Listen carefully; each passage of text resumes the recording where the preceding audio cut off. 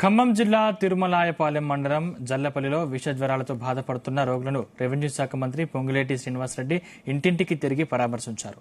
ఆయనతో పాటు జిల్లా వైద్యాధికారిని మాలతి, కలెక్టర్ ముజామిల్ ఖాన్ ఇంటింటికి తిరిగి బాధిత కుటుంబాలకు తగిన జాగ్రత్తలు సూచనలు ఇచ్చారు. వర్షాకాలం ప్రారంభం కావడంతో నియోజకవర్గంలో కొన్ని గ్రామాలలో ప్రజలు జ్వరాలతో బాధపడుతున్నారని, వారికి సరైన వైద్యం అందిస్తామని మంత్రి హామీ ఇచ్చారు. గ్రామాలలో మౌలిక వసతులు లేకపోవడం వల్లే ప్రజలు జ్వరాలతో బాధపడుతున్నారన్నారు.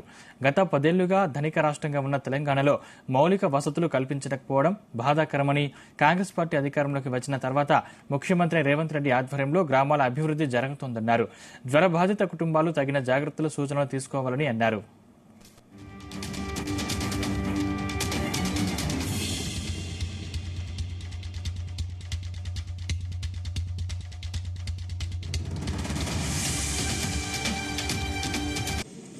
సీజన్ స్టార్ట్ అయిన తర్వాత కొన్ని గ్రామాల్లో సహజంగానే ఈ జ్వరాలు ఇతరత్ర చిన్న చిన్న జబ్బులు వస్తుంటాయి. దాంట్లో భాగంగా పాలేరు నియోజకవర్గంలోని తిరుమలాయపాలెం మండలంలో కొన్ని గ్రామాల్లో ఈ జ్వరాలు రావడం జరిగింది. దాంట్లో డెంగ్యూ ఎఫెక్ట్ అయినవి కూడా కొన్ని కేసెస్ ఉన్నాయి. గౌరవ కలెక్టర్ గారు, నేను, జిల్లా ముఖ్య అధికారులందరికీ ఇక్కడికి వచ్చాం, పర్యవేక్షించాం.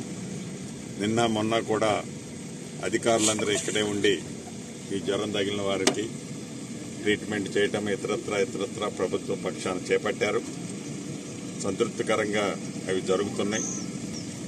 ఈ మధ్యనే ప్రతి గ్రామం నేను తిరిగాను. ఏ గ్రామానికి వెళ్లినా వందలాదిగా మౌలిక వసతులకు సంబంధించిన అర్జీలు నాకు అందించారు. వాటిని యుద్ధ ప్రాతిపదిక మీద ఇప్పుడు వర్షాకాలం, ఈ వర్షాకాలం తర్వాత పూర్తి చేస్తానని ఆనాడు వాళ్ళందరికీ నియోజకవర్గంలోని నా ఆడబిడ్డలకి, అన్నదమ్ములకి చెప్పాను.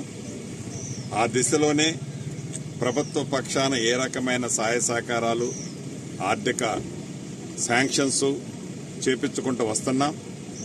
తప్పకుండా ఇచ్చిన మాట ప్రకారం పేదోడికి ఏదైతే ఈ ప్రభుత్వం అండగా ఉంటుందని చెప్పామో ఆ దిశలోనే ఈ ప్రభుత్వం ఒక్క పాలేరు నియోజకవర్గంలోనే కాదు, రాష్ట్ర